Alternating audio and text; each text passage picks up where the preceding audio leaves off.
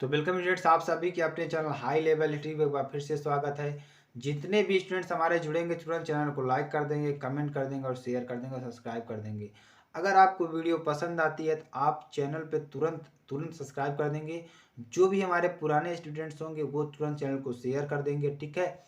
और देखिए स्टूडेंट्स, अगर आपकी एग्ज़ाम की डेट आ चुकी है तो आपको पढ़ना बहुत ही आवश्यक है। आवश्यक इसलिए हम कह रहे हैं क्योंकि अगर आपको 95% पाना है तो आपको रेगुलर पढ़ाई करनी होगी।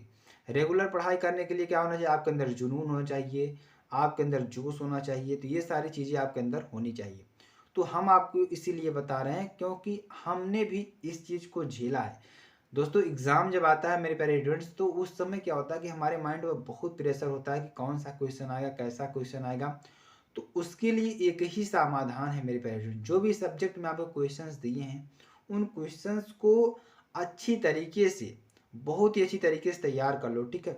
यानी अब की बार हम लोग को कसम खा लेना है कि अब की बार 95% पार फोड़कर ही लाना है, ठीक है। तो 95% आपको लाना ही है, ठीक है। 2022 विज्ञान की बात करेंगे। विज्ञान में आपके 70 नंबर का प्रश्न आता है। तो इसमें आपको 30 नंबर प्रैक्टिकल में दिए जाते हैं। तो समय 3 घंटे 15 मिनट आपको दिया जाएगा। चलिए, प्रारंभ के जो 15 मिनट होते हैं बच्चों को प्रश्न पत्र पढ़ने के लिए दिए जाते हैं। First 15 minutes are allotted for the candidates to read the question paper. Board परीक्षा 2022 के लिए आने वाले जो प्रश्न हैं वेरी वेरी मोस्ट इंपॉर्टेंट है। चलिए प्रश्नों को थोड़ा आपको पढ़कर बताते हैं, ठीक है। एक उत्तर दर्पण की फोकस दूरी होगी जिसकी वक्रता त्रिज्या 32 सेंटीमीटर है। अगर हम उत्तर दर्पण की फोकस दूरी की बात करें तो वक्रता त्रिज्या की हमेशा आधी होती है हमारी क्या फोकस दूरी। तो अब 32 का दुगुना कर देंगे तो हमारी वक्रता त्रिज्या आ जाएगी। तो हमारा क्या हो जाएगा? 64 सेंटीमीटर हो जाएगा। तो आपको समझ में आ रहा होगा, आप लोग पढ़े भी होंगे कि वक्रता त्रिज्या क्या होती है। फोकस की यानी कि जो वक्रता त्रिज्या होता है, वक्रता त्रिज्या जो होती है उस फोकस उसका दोगुना होता है, यानी कि F is equal to C/2 होता है, ठीक है। बिंब किसी बिंब का अवतल दर्पण, किसी प्रतिबिंब यानी किसी बिंब का अवतल दर्पण द्वारा बना प्रतिबिंब, क्या बना प्रतिबिंब आभासी, सीधा तथा बिंब से बड़ा पाया गया। क्या पाएगा? यानी अगर किसी प्रिज्म से, अगर क्या किसी का हमारे कांच से या जो दर्पण है या प्रतिबिंब पाया गया, यानी कि प्रतिबिंब क्या पाया गया? आभासी, सीधा तथा बिंब से बड़ा पाया गया, ठीक है। बिंब से क्या पाया गया? बड़ा पाया गया। वस्तु की स्थिति कहाँ होनी चाहिए? अगर इस स्थिति में आपका प्रतिबिंब बनता है तो तो क्या होना चाहिए कि इस स्थिति में जो हमारी वस्तु की है, यानी कि प्रतिबिंब कहाँ बन सकता है। देखिए आपका आंसर, इसमें 4 ऑप्शन आपको मिलेंगे। इन चारों ऑप्शन में से आपका कौन सा ऑप्शन सही होगा आपको लिखना होगा। मुख्य फोकस था वक्रता केंद्र के बीच, वक्रता केंद्र पर, वक्रता केंद्र से परे, या दर्पण के ध्रुव पर मुख्य फोकस के बीच। तो अगर इसके आंसर की बात करें, इसका आंसर क्या हो जाएगा? दर्पण के ध्रुव तथा मुख्य फोकस के बीच, ठीक है। तो आपको ये अच्छी तरीके से पढ़ लेना है। अगला प्रश्न देखिए हमारा क्या है। कॉपर सल्फेट विलयन का पीएच मान होगा। जो कॉपर सल्फेट का विलयन है इसका पीएच मान क्या होगा, ठीक है। इज ग्रेटर देन 7, ठीक है, यानी इज लेस देन 7 या 7 के बराबर, या इज ग्रेटर देन 7 या नॉट। तो कॉपर सल्फेट जो विलयन का पीएच मान होगा इज लेस देन 7 होगा, ठीक है। चलिए अगला जो प्रश्न हमारा क्या है। निम्न में कौन सा एक मानव में मृदा जनन तंत्र का भाग नहीं है? ऐसा कौन सा है जो मानव में मृदा जनन तंत्र का भाग नहीं है? तो क्या है? अंडाशय, गर्भाशय, शुक्रवाहिका या डिंबवाहिनी। तो इसका आंसर क्या हो जाएगा? शुक्रवाहिका हो जाएगा। क्या हो जाएगा? शुक्रवाहिका। चलिए कुछ अति लघुतरी प्रश्नों को भी पढ़ लेते हैं जो आपके लिए बेहद ही इंपॉर्टेंट है। आपके सामने ये सब प्रश्न आ रहे हैं क्योंकि ये प्रश्न एग्जाम में आए हुए प्रश्न है मेरे पेरेंट्स। आपको अच्छी तरीके से सारे प्रश्नों को वॉच करना है और लास्ट तक वीडियो में बने रहना है। अगर आप लास्ट तक बने रहेंगे तो हम सारी चीज़ों को समझाने में आपके सफल होंगे। आप बीच में छोड़ कर जाएंगे तो आपको समझ में नहीं आएगा, ठीक है। चलिए अति लघुतरी प्रश्न की बात करते हैं।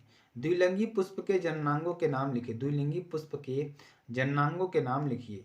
तो द्विलिंगी पुष्प के जननांगों के नाम कौन कौन से? नर जननांग पुंकेसर, मादा जननांग स्त्री केसर, ठीक है। तो ये आपको अच्छी तरीके से याद कर लेना होगा। पारिस्थितिक तंत्र के जैव घटकों को सूचीबद्ध कीजिए, ठीक है। चलिए यहाँ पर देखना होगा, आपको थोड़ा बताना होगा। उत्पादक, उत्पादक क्या होगा? जैव घटक कौन कौन से? उत्पादक में हरे पौधे आते हैं। उपभोक्ता में जो हमारी समस्त वस्तुएं आती हैं। और अपघटक में सूक्ष्म जीव आते हैं। ठीक है, तो ये आपको याद कर लेना। यानी हमारा जो उत्पादक होता है, हरे पौधों के द्वारा हर चीज़ मिलता है।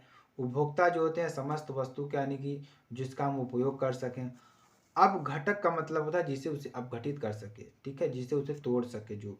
चलिए अगला जो प्रश्न हमारा, पोषण स्तर से आप क्या समझते हैं? पोषण स्तर से आप क्या समझते हैं? आहार श्रृंखला के विभिन्न स्तरों पर, जो आहार श्रृंखला है, आहार श्रृंखला के विभिन्न स्तरों पर भोजन का स्थानांतरण, किसका? भोजन का स्थानांतरण एक निश्चित दिशा में होता है। क्या होता है? एक निश्चित दिशा में होता है। इनमें से प्रत्येक स्तर पोषण स्तर कहलाता है। तो ये आपको अच्छी तरीके से समझ में आ गया होगा। ठीक है, चलिए आगे आपको बताते हैं। अगला प्रश्न देखिए क्या है, गन मेटल की संरचना तथा उपयोग लिखिए। गन मेटल की जो संरचना है और इसका उपयोग हमें लिखना है। तो गन मेटल में कॉपर 88%, एशियन 10%, जेडियन 2% होता है। इसका उपयोग बंदूक, हथियार व मशीनों के पुर्जे बनाने में किया जाता है। इसका उपयोग किस में किया जाता है? इसका उपयोग बंदूक, हथियार और मशीनों के पुर्जे बनाने में किया जाता है। ठीक है, चलिए आगे आपको बताते हैं। लघुत्तरी प्रश्न को थोड़ा आपको समझाने का प्रयास करेंगे। लघुत्तरी प्रश्न भी आपके लिए बेहद इंपॉर्टेंट, इसलिए आपको सभी प्रकार के प्रश्न लाया गया है। ठीक है, लोहे के जंग से बचाने के लिए 2 तरीके बताइए। पहला यसद लेपन। ठीक है, यानी इस प्रक्रिया में लोहे की वस्तुओं के ऊपर जिंक की एक परत चढ़ाई जाती है। दूसरा हमारा क्या है? पेंटिंग। पेंटिंग में इस क्रिया में लोहे की वस्तुओं पर पेंट किया जाता है। ठीक है, चलिए अब कारण बताइए। कारण क्या बताना है हमें? देखिए कारण क्या क्या बताना है। प्लेटिनम, सोना व चांदी एवं चांदी उपयोग आभूषण बनाने के लिए किया जाता है। क्यों? कारण बताइए इसका। सोडियम, पोटेशियम एवं लिथियम को तेल के अंदर संग्रहित किया जाता है। क्यों? इसका कारण आपको बताना है। चलिए आपको हम बताते हैं कि इसका कारण क्या होता है। ठीक है, जो प्लेटिनम होता है, सोना एवं चांदी बहुत कम अभिक्रियाशील है। जो प्लेटिनम या सोना चांदी होता है बहुत कम अभिक्रियाशील है, संक्षारित भी नहीं होते, इनकी चमक भी तेजी होती है। इसी कारणों से इनका उपयोग आभूषण बनाने में किया जाता है। तो ये सारे कारण हैं आपके लिए। ठीक है, चलिए अगला जो प्रश्न है हमारा, सोडियम व पोटेशियम जैसी धातुएं इतनी अभिक्रियाशील हैं कि खुले में रखने पर क्या होता है कि इसमें क्या होता है कि आग पकड़ सकती है। ठीक है, अर्थात इन्हें बचाने तथा आग लगने से रोकने के लिए इन्हें कैरोसिन तेल के अंदर संग्रहित किया जाता है। ठीक है, चलिए अगले प्रश्न को आपको बताते हैं। 5 सेंटीमीटर लंबाई की एक वस्तु को, कोई वस्तु है कितना? 5 सेंटीमीटर लंबाई की है। 20 सेंटीमीटर फोकस दूरी की एक उत्तल लेंस के केंद्र में 30 सेंटीमीटर दूरी पर रखा जाता है। तो प्रतिबिंब की स्थिति तथा आकार ज्ञात कीजिए। ठीक है, देखिए यह बराबर कितना दिया है? 20 सेंटीमीटर, और वो बराबर दिया है 5 सेंटीमीटर, यू बराबर -30 सेंटीमीटर। तो आई और वी का मान निकालना है। तो पहले फार्मूला लगाएंगे ये वाला। ठीक है, 1/u, वी बराबर 1/v माइनस 1/u बराबर 1/f। तो यहाँ से क्या हो जाएगा? 1/v माइनस 1/-30 बराबर 1/20। तो यहाँ से इसको सॉल्व करेंगे तो देखिए ये माइनस क्या हो जाएगा? प्लस हो जाएगा। यहाँ 1/v प्लस 1/30 बराबर 1/20 बचेगा। और यहाँ से देखिए 1/v बराबर क्या हो जाएगा? 1/20 माइनस 1/30। तो अगर इसको सॉल्व करते हैं तो 1/60 होगा। ठीक है, एलसीएम लेंगे 60। ठीक है, तो 1/v बराबर 1/60, v बराबर 60 सेंटीमीटर। अब देखिए क्या करेंगे हम, प्रतिबिंब लेंस की दूसरी ओर 60 सेंटीमीटर का दूरी पर बने। जो प्रतिबिंब है लेंस की दूसरी ओर कितनी दूरी पर? 60 सेंटीमीटर का दूरी बनेगा। ठीक है, अब यहाँ I/O बराबर V/U से I/5 बराबर 60/30 बराबर I/5 -2, यानी कि I बराबर कितना आ जाएगा? -10। क्या आ जाएगा? -10 हो जाएगा। इस 5 का ऐसे मल्टीप्लाई हो जाएगा, यानी प्रतिबिंब उल्टा 10 सेंटीमीटर ऊंचा बनेगा। ठीक है, तो ये वेरी वेरी मोस्ट इंपॉर्टेंट आपके लिए प्रश्न था। स्टूडेंट्स आपको वीडियो कैसी लग रही है कमेंट सेक्शन में जरूर बताइएगा, और इससे हमें क्या होता है कि मोटिवेशन मिलता है। फिर मिलते हैं नेक्स्ट वीडियो में नए टॉपिक के साथ। तब तक के लिए जय हिंद, जय भारत।